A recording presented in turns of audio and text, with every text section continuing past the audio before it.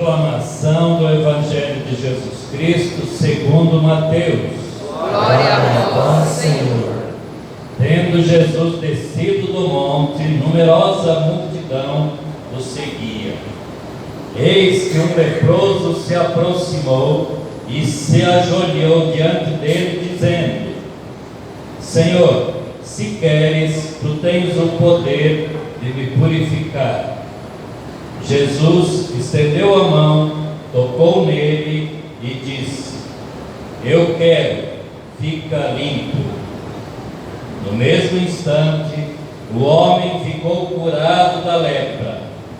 Então Jesus lhe disse: Olha, não digas nada a ninguém, mas vais mostrar-te ao sacerdote e faze a oferta que Moisés ordenou, para servir de testemunho para eles. Palavra da salvação. Glória a vós, Senhor. Ave Maria, cheia de graça, O Senhor é convosco. Bendita sois vós entre as mulheres, bendito é o fruto do vosso ventre, Jesus.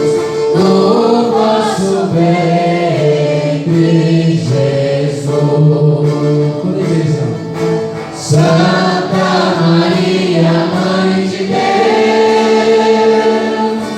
rogai por nós, pecadores, agora e na hora de nossa morte. Amém. Agora e na hora de nossa morte. Amém.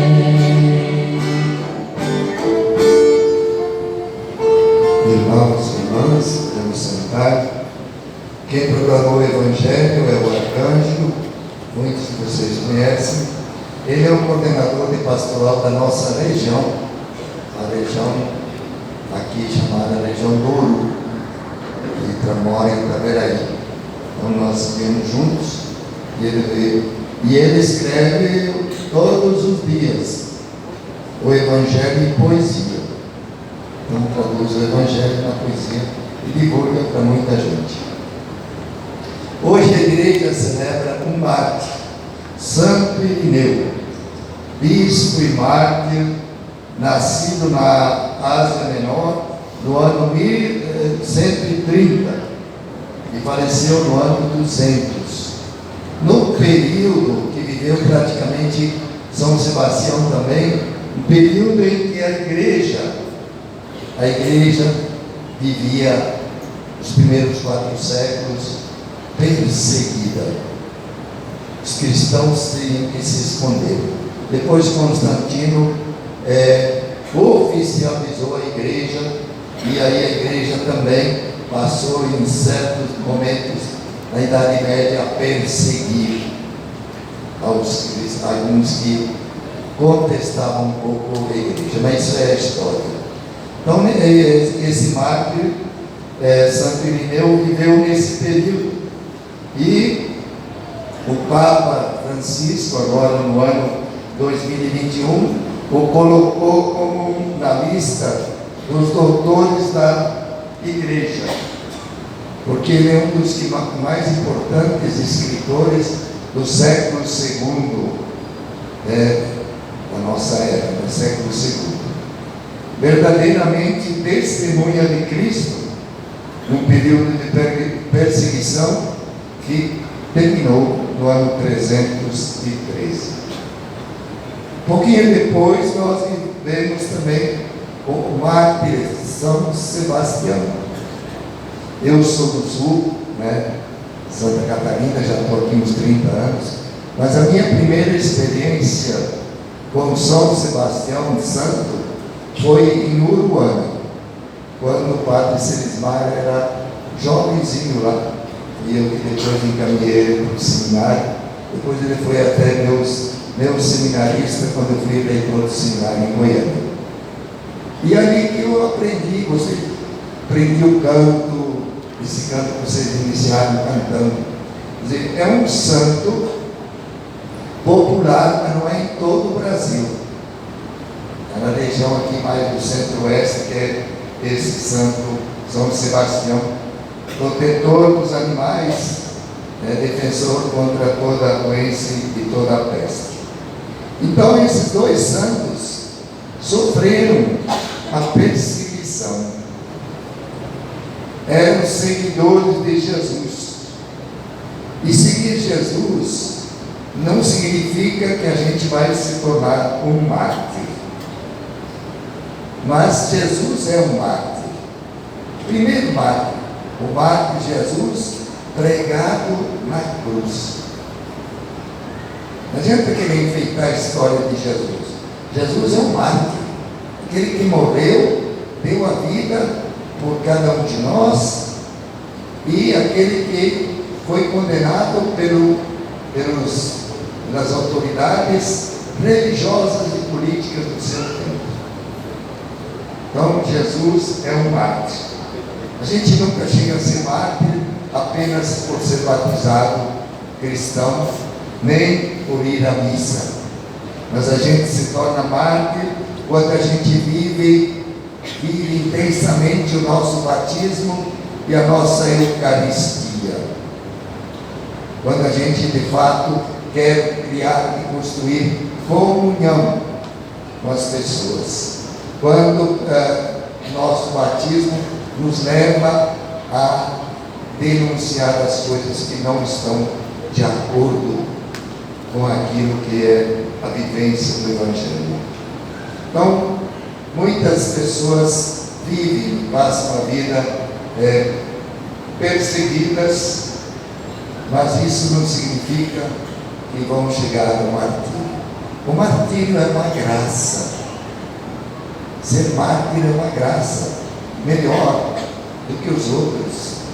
Você lembra daquela leitura que 144 mil que vêm com vestes brancas, que alvejaram suas vestes no sangue do Cordeiro. Esses são os mártires. Os mártires que realmente entregaram sua vida por causa de Jesus Cristo. Então, o martírio é uma prova decisiva, definitiva de que nós realmente vivemos como cristãos. Vivemos seguindo Jesus, vivemos anunciando o reino de Deus. Então, a igreja, toda a igreja, não se renova tão fácil pelas nossas orações, mas a igreja se renova no sangue dos mártires. Igreja que não tem mártires é uma igreja morta. O vigor da nossa igreja está no mártir. Por isso que toda missa nós celebramos a paixão, morte e ressurreição do grande mártir Jesus Cristo. Nós estamos seguindo na primeira leitura o segundo Reis, umas leituras muito complicadas, mas eu espero assim simplificar um pouco o que diz essa primeira leitura de hoje. Nós estamos vivendo um momento em que o povo de Israel foi levado para o exílio. O rei Sedecias, apesar de ser alertado pelo profeta Jeremias e pelo profeta Ezequiel, que é o livro da palavra de Deus que nós vamos ler, estudar, rezar nesse ano que a igreja nos propõe, ele se aliou ao Egito, pensando com isso de ter proteção Mas no ano 587, Nabucodonosor, rei da Babilônia, atacou Jerusalém, cercou a cidade, colocou as torres de controle, saqueou, destruiu o templo.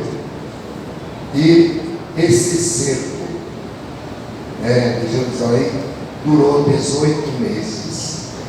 E aí vocês imaginam, se a gente ficasse aqui cercado, não tem água, termina, não tem comida, e aí o povo se levanta e abre os muros e foge à noite.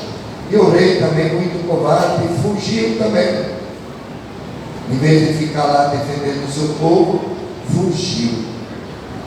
Mas foi alcançado pelos exércitos dos caldeus na planície de Jericó e foi levado, amarrado a Nabucodonosor e teve a infelicidade de ver seus filhos mortos, como diz a leitura, muito dura, com os olhos furados, vazados.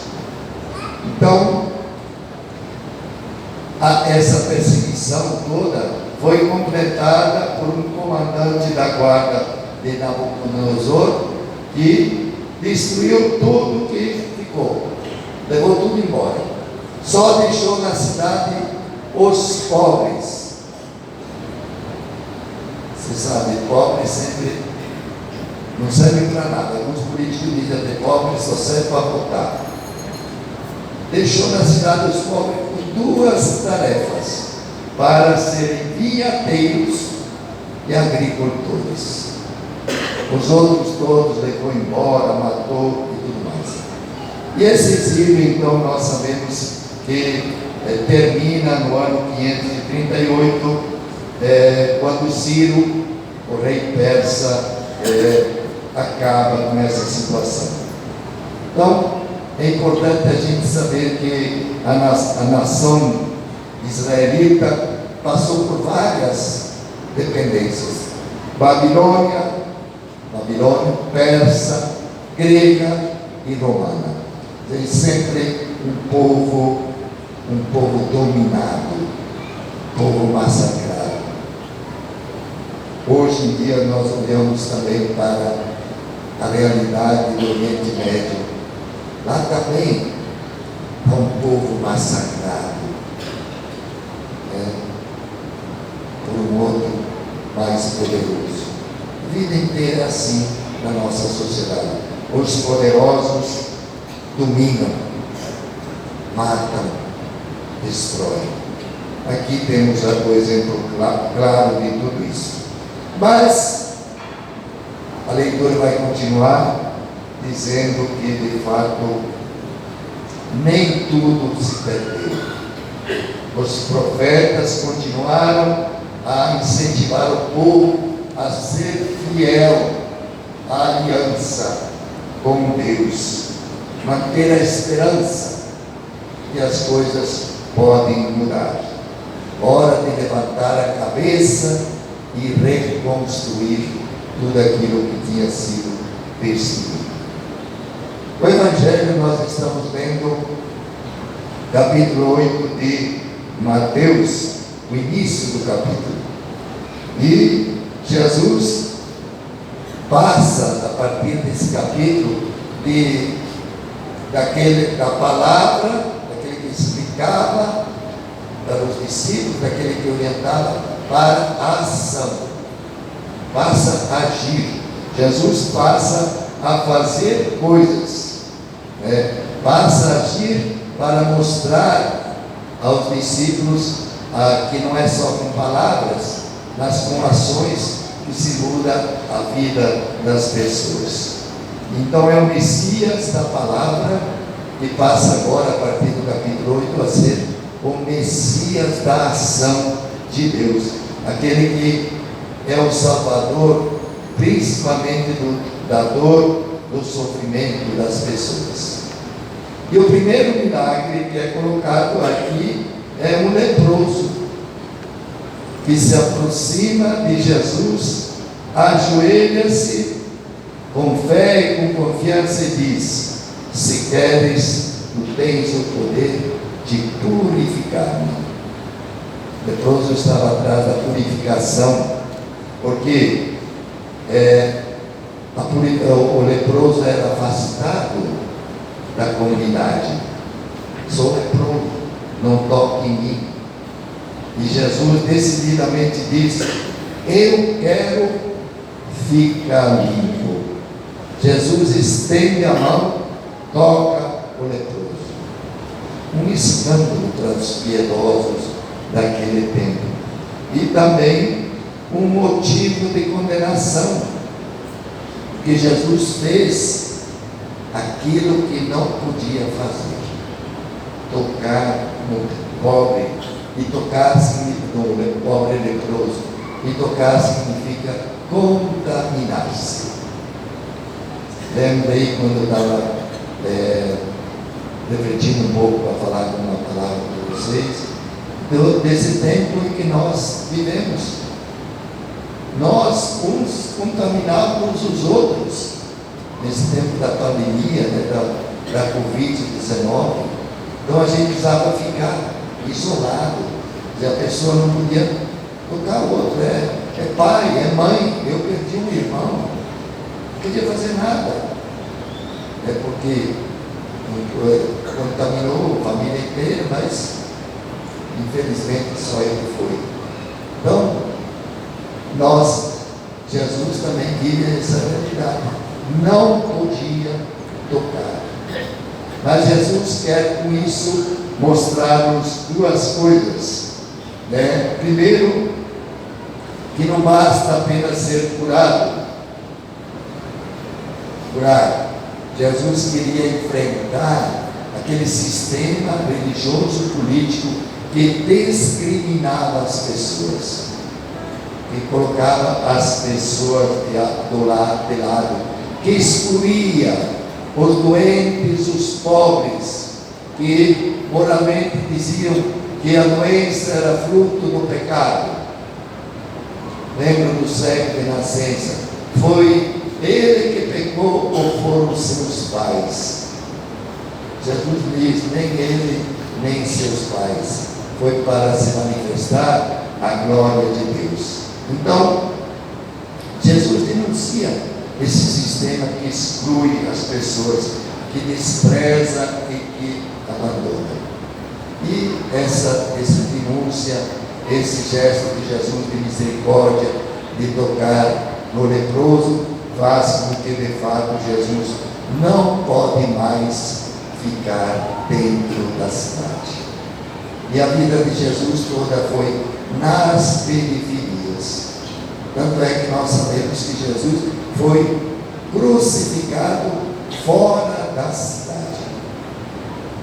E já foi a Jerusalém, para aqueles lados lá, viu Jesus, foi crucificado fora da cidade. Quer dizer, Jesus era um excluído. Era um excluído no tempo dele. Era alguém que realmente assumia a defesa dos pequenos e dos pobres.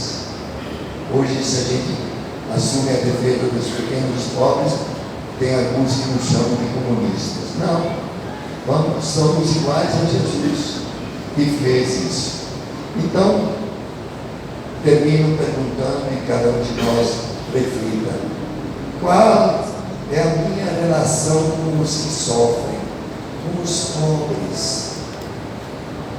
A igreja tem um pecado grande. A igreja fica muito presa às estruturas e não obedece ao Papa Francisco, que diz: vamos às periferias humanas existenciais. Lá está o sofrimento. Lá nós precisamos resgatar as pessoas, e lá nós precisamos anunciar o Evangelho e libertar as pessoas. Louvado seja nosso Senhor Jesus Cristo.